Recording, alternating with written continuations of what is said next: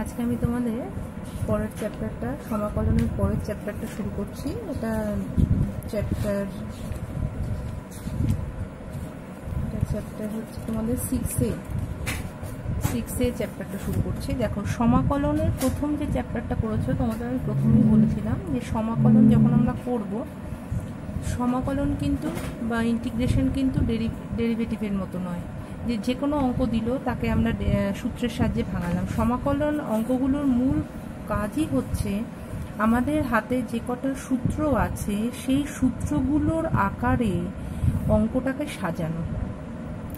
এবার প্রথম চ্যাপ্টারে তোমরা যে অঙ্কগুলো করেছো সেই অঙ্কগুলোকে সাজাতে আমাদের খুব একটা অসুবিধা হয়নি, ওটা একদম প্রাথমিক একটা পর্যায়ে। এবার এখানে যে অঙ্কগুলো থাকবে সেই অঙ্কগুলোকে কিন্তু আমাদের সাজাতে একটু কষ্ট হবে। এখানে কি কি টাইপ থাকতে পারে? একটা টাইপ থাকবে হয়তো কোনো কিছুর একটা মাথায় এন টার্ম আছে। এটার ধরো আমাকে যদি বলে 2 + 3y dy, ঠিক আছে? এবার খুব স্বাভাবিকভাবে আমরা যদি এটার ইন্টিগ্রেশন করতে চাই, নর্মালি আমরা ইন্টিগ্রেশন শিখেছি x⁴n এর, তাই তো? কিন্তু এখানে দুটো টার্ম আছে। এইটার এই যোগফলটার যদি আমাদের করতে হয় তাহলে কিন্তু দেখো n × x⁴n−1, তাহলে n−1 এর আবার হয়, আবার n−1 করার পর আবার হয়, তার মানে ওটা চলতে থাকছে। কিন্তু আলটিমেট কি আমরা নির্দিষ্ট করে শেষ করতে পারছি না। এই টাইপের অঙ্কগুলোকে যখন আমাদের করতে হবে, এই চ্যাপ্টারটার নাম পরিবর্ত বা প্রতিস্থাপন পদ্ধতি। কেন?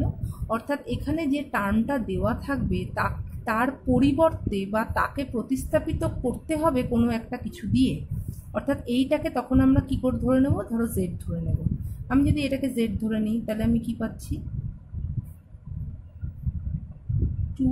তাহলে দেখো এখানে যেহেতু চলরাশিটা y আছে তাহলে আমি y এর রেসপেক্টে করছি, তাহলে 3 × dy, তাই তো, = dz। তাহলে এই জায়গাটায় আমরা কি বসাতে পারছি? এই যে dy এর মানটা, অর্থাৎ এইখানটা যদি যেহেতু এর পরিবর্তে আমি বসাতে যাচ্ছি, তাহলে এইখানে যদি এই চলরাশিটা পাল্টায় তাহলে dyটাও পাল্টাবে। তাহলে এখানে আমরা dy এর জায়গায় মান কত পাচ্ছি? dz/3। এই জিনিসটা কিন্তু বুঝতে হবে। বোঝা গেল কি আমার কথাটা?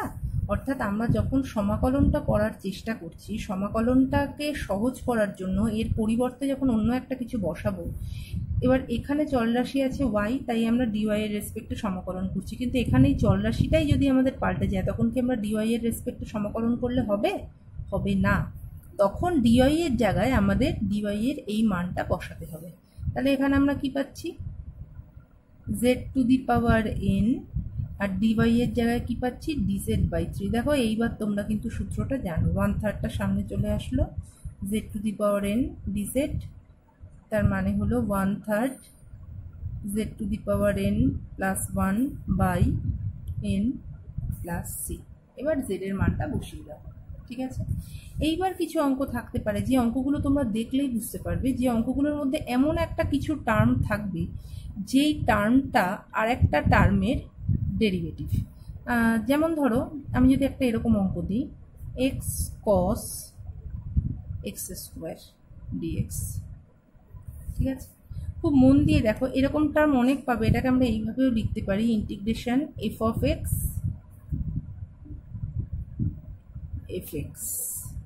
dx, ঠিক আছে? এটাকে আমরা এইভাবেও লিখতে পারি।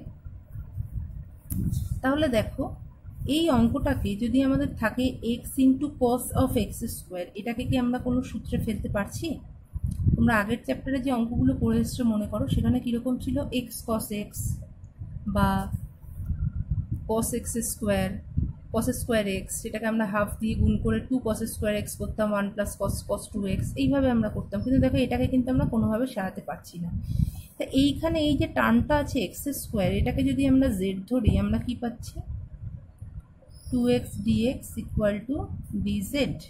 তাহলে এই x আর এই dx, এই x আর dx এর মানটাকে দিয়ে আমরা বার করে দিতে পারছি dz দিয়ে, আর এখানটা হলো cos z। তাহলে দেখো তো এইবার তোমরা যে ফর্মে শিখেছো সেই ফর্মটা কিন্তু এসে গেল।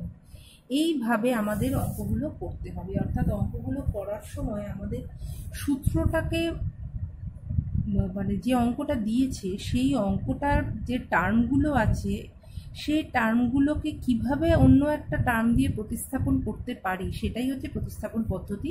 এছাড়া এখানে আরও 3-4টে সূত্র আছে, যেমন 10x হচ্ছে log sec x, আর একটা আছে মনে হয় sec x plus 10 log sin x। সূত্রগুলো তোমাদের বইতেই আছে, দাঁড়াও একটু বলে দিই। রুট ওভার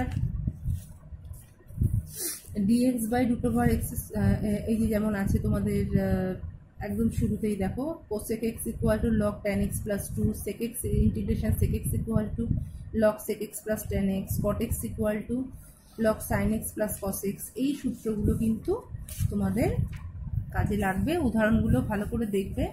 আচ্ছা, আমি তোমাদের একদম শর্ট কোশ্চেনগুলো আর বললাম না, ওগুলো তোমরা নিজেরা চেষ্টা করবে। আমি 2 নম্বর আর 3 নম্বরের আর 4 নম্বরের অঙ্কগুলো কিছুটা বলে দিলাম। আচ্ছা, একদম প্রথম অঙ্কটা দেখো, 1 নম্বর অঙ্কটা আমি করিয়েই দিলাম, 2 নম্বর অঙ্কটাও বললাম, 3 নম্বর অঙ্কটা আমি শুধু বলে দিচ্ছি কি ধরতে হবে, কোনটাকে ধরতে হবে, তাহলে তোমাদের সুবিধা হবে। আচ্ছা, এটাকে তার মানে বুঝতেই পারছি a প্লাস bx-কে ধরবো, তাহলে এটাকে যদি z ধরি তাহলে bx equal to z minus a, তাহলে পাচ্ছি x equal to z minus a plus by b, এটা একটা পেলাম। আর কি পাচ্ছি এখান থেকে, মান পাচ্ছি কত, যে বি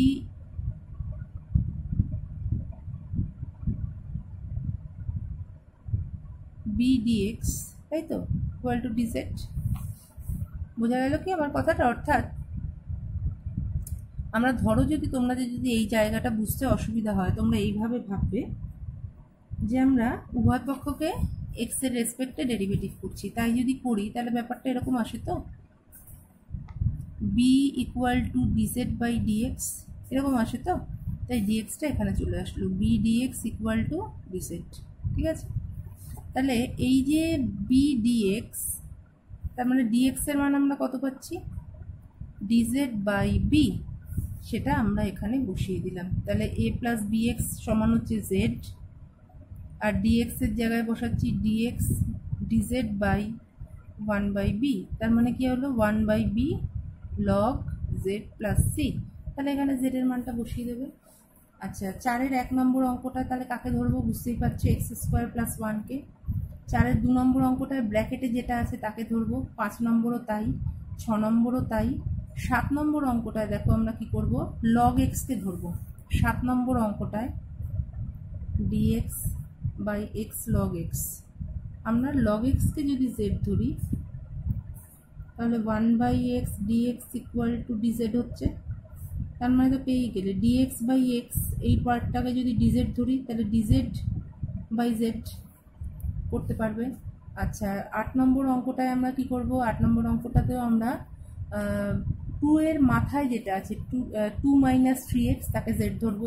9 নম্বর অঙ্কটাও তাই, 10 নম্বর অঙ্কটাতেও তাই। 10 নম্বর অঙ্কটাতে আমরা কি করব, যখনই রুট থাকবে আমরা রুট ওভারটাকে জেড স্কোয়ার ধরে নেব।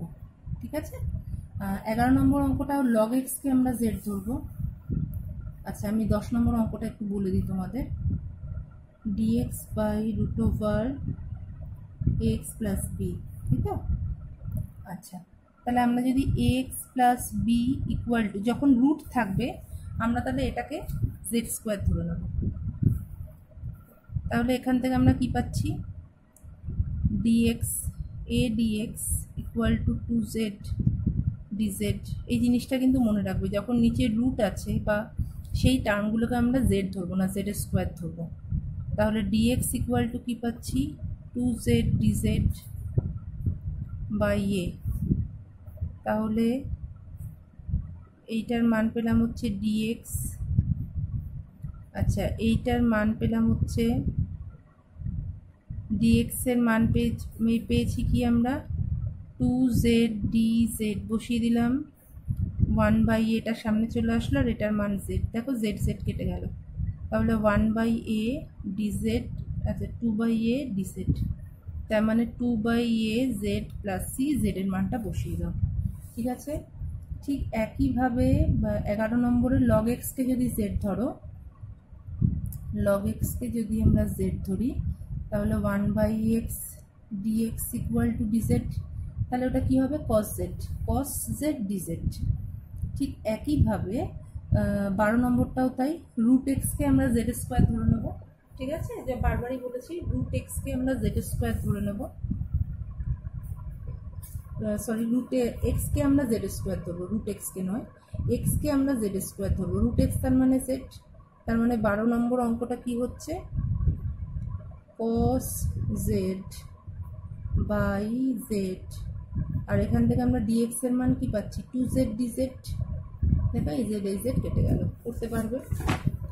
13 নম্বর অঙ্কটা কি করব, cos x কে ধরবো। ওই যে ব্র্যাকেটে যেটা আছে এইটা মোটামুটি মনে রাখবে, এই অঙ্কগুলোর ক্ষেত্রে যে ব্র্যাকেটে যেটা থাকে এইগুলোকে মোটামুটি ধরতে হয়, এটা তোমরা মাথায় রাখবে। দেখো এই cos x-টাকে যদি আমরা ধরি তাহলে কি পাচ্ছি, cos x এর ডেরিভেটিভ কি মাইনাস sin x, তাহলে sin x-টা চলে গেল।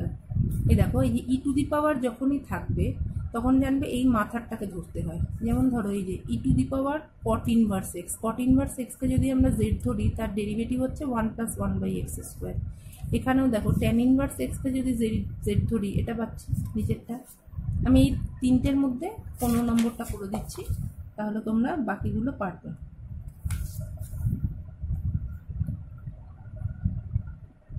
a sin inverse x by √1 - x square dx।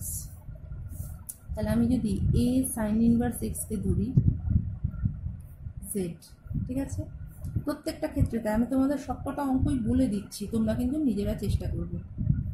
আচ্ছা, তাহলে হলো 1/√1 - x স্কোয়ার এর derivative dx equal to dz।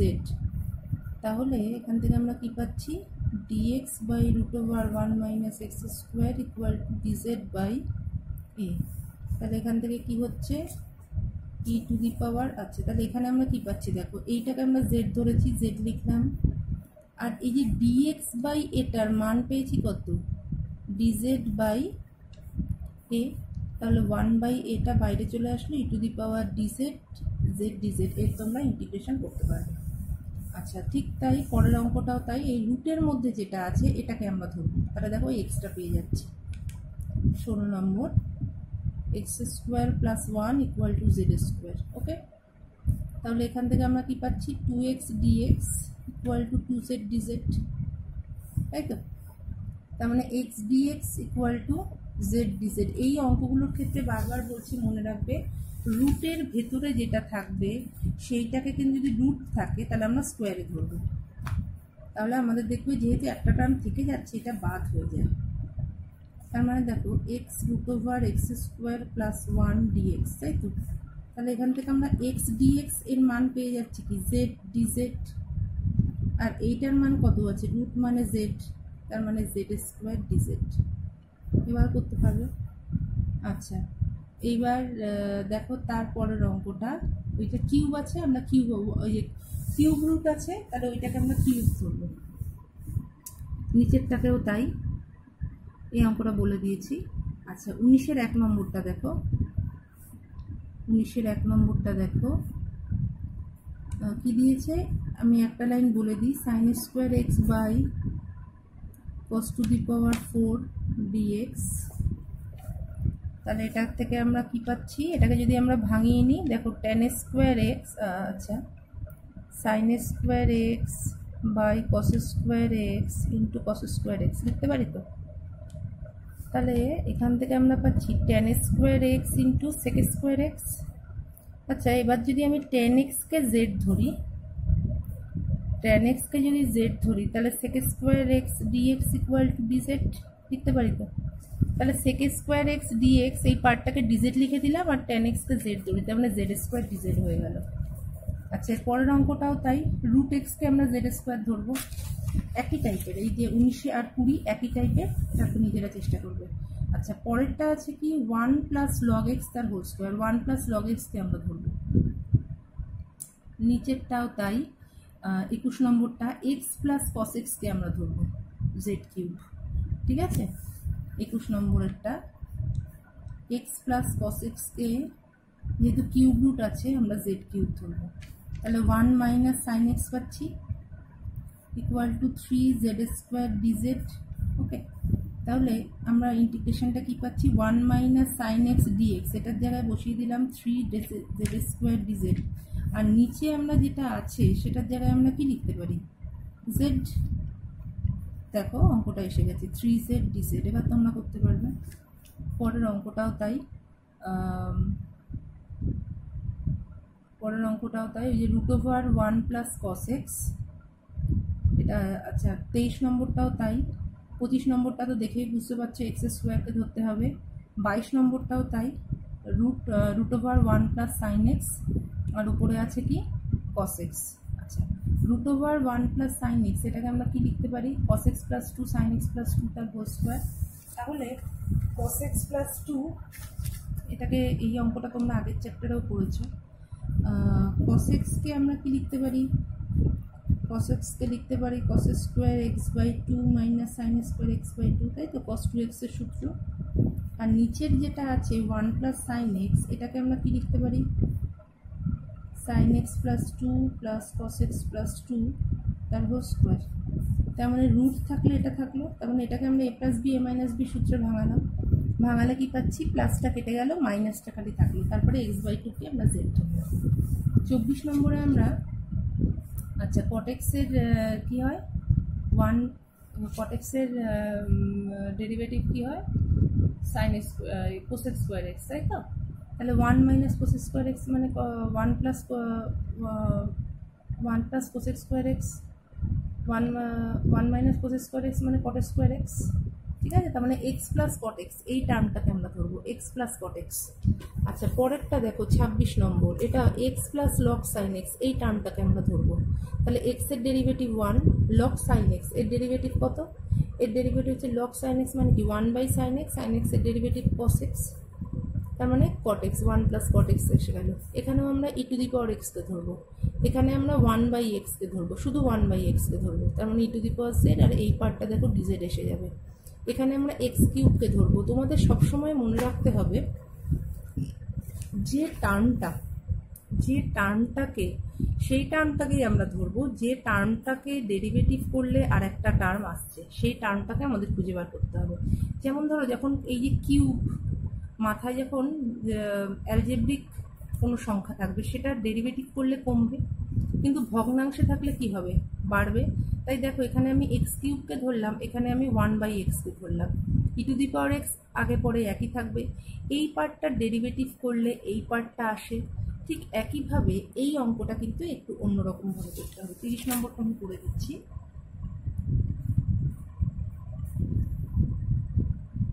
cos x plus x sin x by x into x plus cos x। এখানে যদি আমরা করি কীভাবে শুরু হচ্ছে দেখো, এখানে আমরা x প্লাস cos x, আমি একটা x যোগ করলাম। আর এই অঙ্কগুলোর ক্ষেত্রে আমাদের বিভিন্ন পদ্ধতিতে সাজাতে হবে।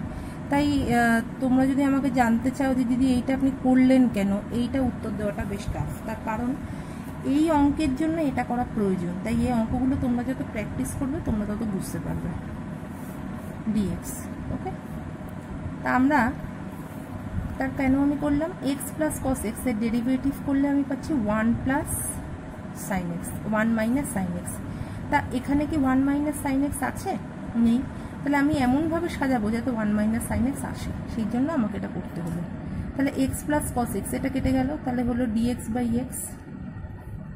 আর এখানে হচ্ছে এক্সটা কমন নিলে sine x minus 1 by x into x plus cos x হচ্ছে, তাই তো। তাহলে এখানে হলো, এটা ইন্টিগ্রেশন সবসময় বলেছি একসাথে করবে।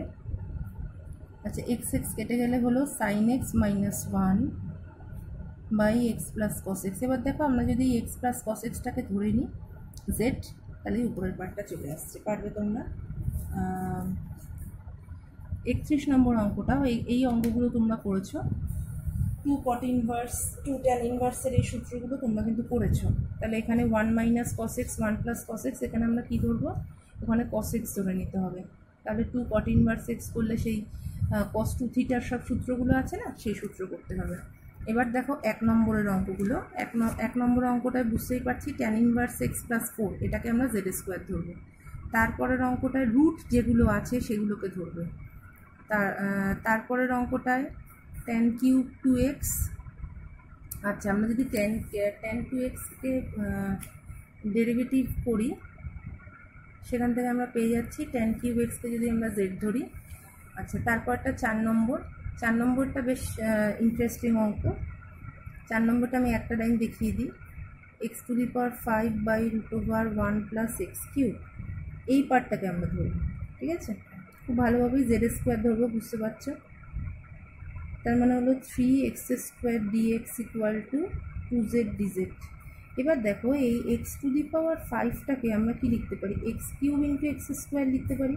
তাহলে এক্স কিউবের মান কত, জেড স্কোয়ার মাইনাস 1, আর এই এক্স স্কোয়ারটা থাকছে, সেই এক্স স্কোয়ার ডিএক্সের জায়গায় আমরা ডিজেডটা বসাতে পারছি।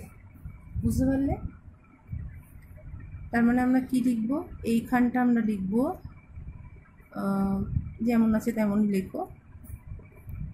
তার মানে এইখানটা কি আসছে, এক্স কিউবের জায়গায় লিখবো কত, দেখো জেড স্কোয়ার মাইনাস 1, আর এই এক্স স্কোয়ার ডিএক্স, এটা ডিএক্স আছে, প্রত্যেকটা আমি হয়তো অনেক জায়গায় ডিএক্স লিখতে ভুলে গেছি, ডিএক্সটা কিন্তু লিখতেই হবে।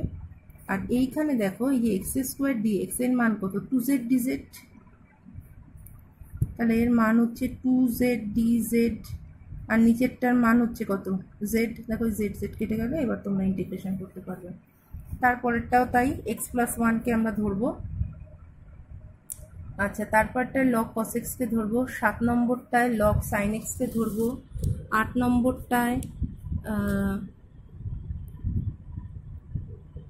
নম্বরটায় দেখো log ten x plus sec এক্সটাকে ধরবো। এইটাকে আমরা আগে সূত্রে করলে একটা পার্ট কেটে বাদ হয়ে যাবে। এইটাকে আমরা কি করব, 1 বাই কোসেক 4 কট 4x এর তো কোনো সূত্র হয় না, এটাকে আমরা 1 বাই সাইন এক্স করবো, আর এটাকে সাইন এক্স কস এক্সে ভাঙাবো। করলে নিচে আসবে কি দেখো, নিচে আসবে হচ্ছে 1 মাইনাস কস 4x, উপরে আসবে সাইন 4x। তাহলে 1 মাইনাস কস 4xকে যদি আমরা জেড ধরি, তাহলে সেখান থেকে সাইন 4x পেয়ে যাচ্ছি। এইখানে আমরা এই 11 নম্বরে আমরা পুরোটাকেই ধরবো। ঠিক আছে, a square sine square x plus b square cos square x. আমি একটা লাইন করে দিই, বুঝতে পারবে তোমরা। 11 নম্বরটায় আমরা যদি a square sine square x plus b square cos square x কে আমরা যদি জেড ধরি, আমরা কি পাচ্ছি, এ স্কোয়ার, তাহলে 2 সাইন এক্স কস এক্স, তাই তো, প্লাস মাইনাস হয়ে যাবে b square 2 cos x sine x equal to, এখানটা ডিএক্স হবে, ডিএক্স ইকুয়াল টু ডিজেড।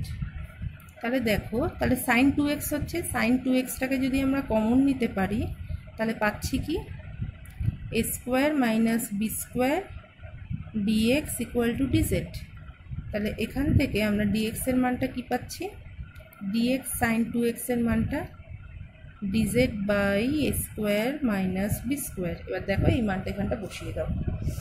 তাহলে নিচেরটাকে আমরা কি ধরেছি, জেড, আর এইটা কনস্ট্যান্ট, তাহলে ডিজেড বাই জেড, আর সাইন 2x ডিএক্সকে আমরা ডিজেড বসিয়ে দিলাম। এবার করতে পারবে। 12 নম্বরেও আমরা নিচেরটাকে ধরবো, a square plus b square tan square এক্সকে আমরা জেড স্কোয়ার ধরবো।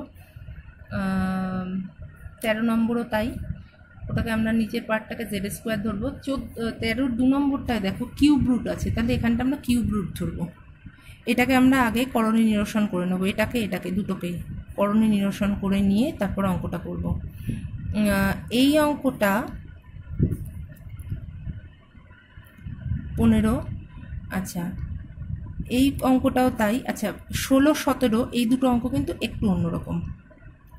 16 17, আচ্ছা 18 নম্বরটাও দেখো, এই কিউব রুটটাকে আমরা জেড কিউব ধরবো, এটাকে আমরা স্কোয়ার ধরবো। আচ্ছা 20 পর্যন্তই থাক, নাহলে অনেক বেশি হয়ে যাবে। 20 পর্যন্ত থাক, এর মধ্যে 17 আর 18 নম্বরটা আমি একটু বলে দিই তোমাদের, বাকি অঙ্কগুলোই একই রকম। আজকে ওই 20 পর্যন্তই থাক।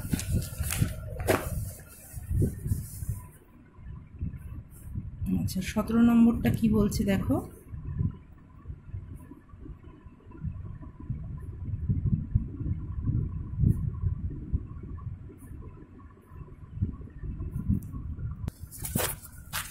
এবারে আমরা কি করব দেখো, এই নিচেরটার ফর্মে আমাদের ওপরেরটাকে সাজাতে হবে। যত 16 নম্বর অঙ্কটা আছে এক্স মাইনাস এক্স প্লাস এ, তাহলে আমরা লিখতে পারি কি x plus a minus 2a, ঠিক আছে, x minus a by x plus a আছে তো, তাহলে এটাকে আমরা নিচের পার্টটাকে বাদ দেওয়ার জন্য লিখতে পারি x plus a minus 2a by x plus a, তার মানে হলো 1 minus 2a by x plus a. দেখো এবার তোমরা ইন্টিগ্রেশন করতে পারছো, ঠিক আছে।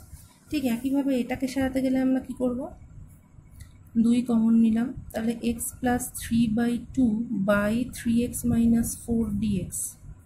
তাহলে আমাদের যদি 3x মাইনাস 4 আনতে হয়, তার মানে 2/3 3x plus 9/2 3x minus 4 dx, তার মানে হলো 2/3 3x minus 4 plus 9/2 3/4 3x minus 4 dx. তাহলে এখানে পাচ্ছি 2/3 ডিএক্স। তাহলে এটা কত হচ্ছে দেখো, 4 দুগুণি 8, তাহলে আর আগে একটা 2/3 আছে, তাহলে 4 দুগুণি 8 17/2, 4 দুগুণি 8, তার মানে 8 আর 9 17, 17/2, 2/3 দিয়ে গুণ করলে হচ্ছে 17 কত 3, আচ্ছা dx বাই 3x মাইনাস 4। তাহলে এবার আমরা এই 3x মাইনাস 4টাকে z ধরে নিই, তাহলে এবার এটা করলে হয়ে যাবে, ঠিক আছে। আশা করি তোমরা পারবে। আচ্ছা অঙ্কগুলো দেখো, আর আমি 20 পর্যন্ত আজকে করালাম, নিজেরা করে আমাকে বলো।